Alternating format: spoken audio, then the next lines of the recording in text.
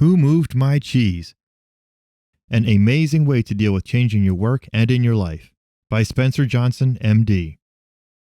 It was crippling. My old briefcase was falling to pieces and my colleagues gifted me with a new leather one. It was so professional looking and suave, but alas, the pockets were all different. Different sizes, different places, different kinds of closures. I had organized my life with my briefcase. How could I navigate this change? If you can relate, Who Moved My Cheese is for you. Dr. Spencer Johnson created a fun story to be a mirror.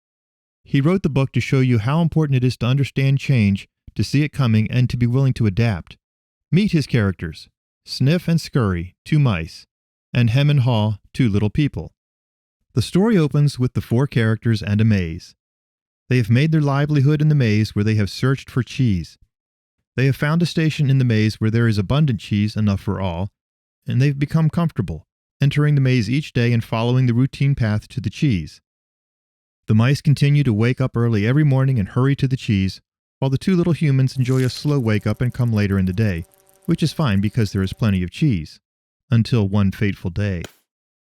As you can see, the story is highly allegorical. The cheese represents what we desire in life, whether relationships, money, material items, success at work, you can fill in the blank. The maze is the environment in which we pursue our desire. Each character represents a mindset. And the missing cheese represents change. That's right, one day the cheese was gone. The mice realized it first because they were early risers, and they had hints that the supply might be running out anyway. Sniff had sensed it. It smelled old. Scurry led the two of them right back into the maze to search out a new supply. Not so the humans. They arrived well after the mice had left to search for new cheese, and their reactions were very different from the reactions of the mice. Hem threw a fit. He questioned, ranted, blamed, and refused to accept that this could be the situation. Haw was also shocked, but he was paralyzed by it. As he remained still, his fear grew. The lesson so far is that Sniff and Scurry noted the change and immediately, perhaps instinctually, adapted. They were able to immediately change their practice for several reasons. First, they had been somewhat more attuned to their environment and sensed that a change might be coming. Second, their minds were not as clouded by perceptions, assumptions, and justifications as the humans. They saw the need to change and did so without attaching criticism or judgment. The lesson from the humans? They were caught off guard by the change, having not been on the lookout for signs that change was coming. The mice could smell that the cheese was old. The humans hadn't noticed. They had grown comfortable and complacent, dulling their senses to what their environment could have told them. Hem had reacted with fight. He thought he was entitled to the cheese. Someone had purposefully moved it to hurt him. He would get to the bottom of this if it took the rest of his life. Haw reacted with shock. He hadn't anticipated a change either. But now, as he thought about what change meant for him, he was fearful.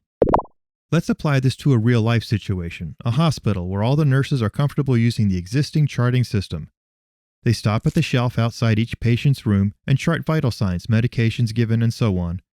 It's how they've always done it. Then the hospital announces the introduction of a computerized charting system managed by a large corporation. The changeover will begin with mandatory classes and will take several months.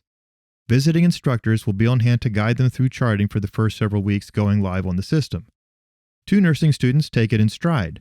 They sign up for the classes the first day the sign-up sheet is posted. They are used to taking classes, and it makes sense the hospital would update the old system. Another nurse, one who is about to retire, digs her heels in. She goes directly to her supervisor and demands an explanation. How could they expect her to do this with less than a year until her retirement? Has anyone run this by the nurses' union? How could they bring in outsiders to boss them around? How could outsiders possibly understand what was involved with charting at their hospital? To her, the change was a personal affront, and she refuses to face it. Another nurse is terrified. She doesn't mind classes to refresh her nursing skills, but technology was her downfall in school. She can't even talk about it. She frets in the middle of the night. She prays that things will go back to normal, but at last, she puts her name on the bottom of the list, signing up for the last round of classes. Clearly, the lessons in this little book are many and varied. Who are you when it comes to change? The mice used their natural senses and immediately responded to change with a change in their behavior. They did not get emotionally wrapped up in it.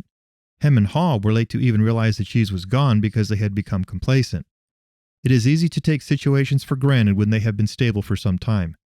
Hem and Haw had forgotten how inevitable change is. Both reacted emotionally and were paralyzed by their emotions.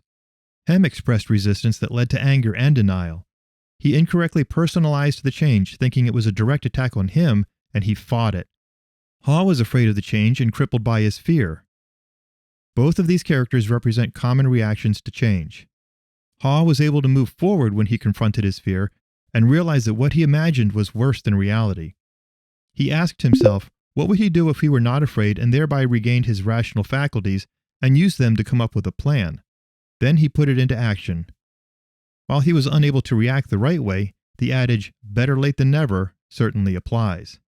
When he finally decided to move in a new direction, his imagination began to work for him instead of against him.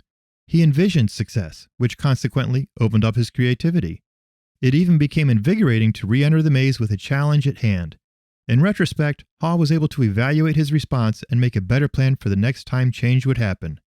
It is important to note that Dr. Johnson is not making an evaluative comment on change. He acknowledges that not all change is good or necessary. He wants us to examine our preparation for and reaction to change. Many changes are going to be part of normal progress, like the updated charting system at the hospital. With our world changing at breakneck speed, an evaluation of our responses to change is wise. The story ends with a cliffhanger. Ha hears a new noise out in the maze. Could it be Hem? Was Hem able to regain his rationality and deal with the change? Just to let you know, I did move forward. I am adjusting to my new leather briefcase. In fact, I like it. Thank you so much for watching yet another video. Please don't forget to like, comment, and subscribe to our channel. Your support will help us continue pushing out great content. Thank you, and we look forward to seeing you again.